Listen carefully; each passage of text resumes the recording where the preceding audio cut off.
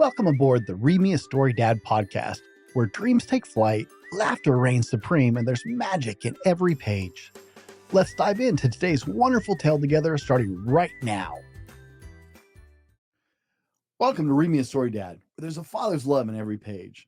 My name is Brent, and today we'll be reading Merry Christmas, George by Cathy, Hapka, Houghton, Mifflin, Harcourt, 2006.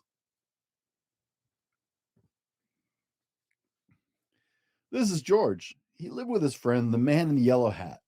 He was a good little monkey and always very curious. Today, George was visiting a Christmas tree farm.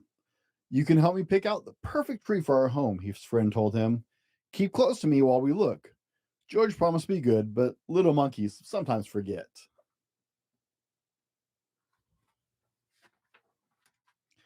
This Christmas tree farm had more trees than George had ever seen.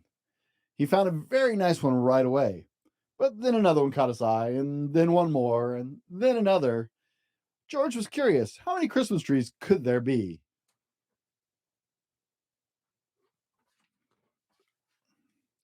George could not resist climbing up the tallest tree to get a better view. He looked for the man with the yellow hat, but his friend was nowhere in sight. Two men tromped into the clearing. "There's our tree," one man told the other. The men cut down the tree and loaded it onto a truck.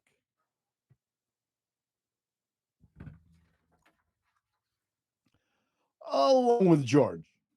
George held tightly.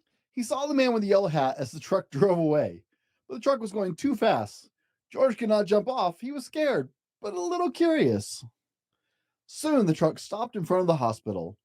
George peeked out of the branches as the men carried the tree inside.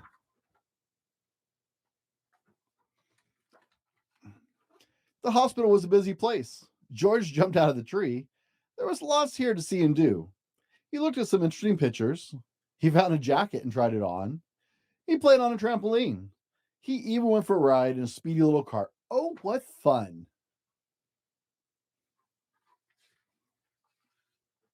Then George spotted something very interesting. His tree. George knew the Christmas tree was supposed to have tinsel and twinkling lights and shiny ornaments, but this tree was empty. George thought and thought, and then he had an idea.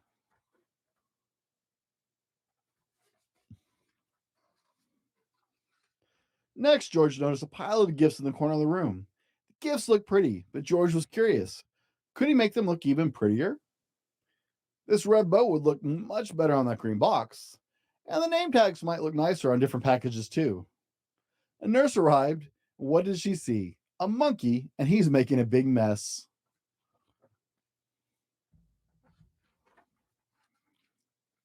A group of children crowded around the nurse.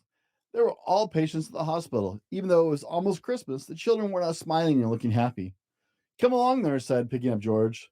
"I'd better get you out of here before you can rain anything else."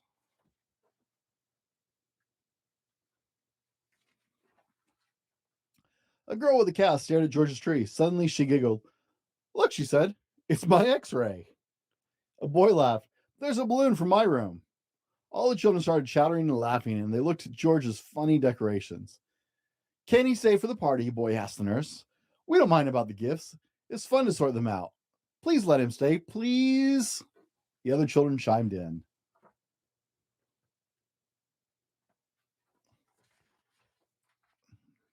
When she saw how happy the children looked, the nurse looked happier. "I suppose he can stay," she said, "if he promises to help fix the tree." George was happy to help. The children helped too.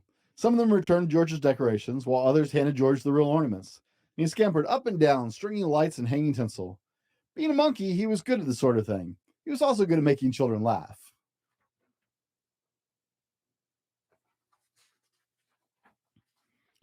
When the tree was finished, George helped him open gifts.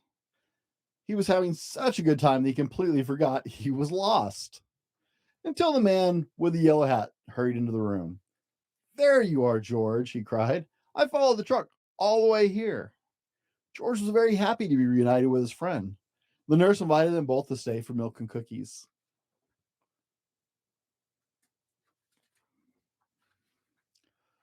"Ho, ho, ho! Did someone mention milk and cookies?" A man in a red suit walked into the room, his belly jiggling. He was holding a beautiful golden star. George's eyes widened. It was Santa Claus. Who would like to put the star on top of the tree? Santa asked. George! The children cried at once. Let George do it. George scurried up the tree one last time. He put this golden star in place carefully.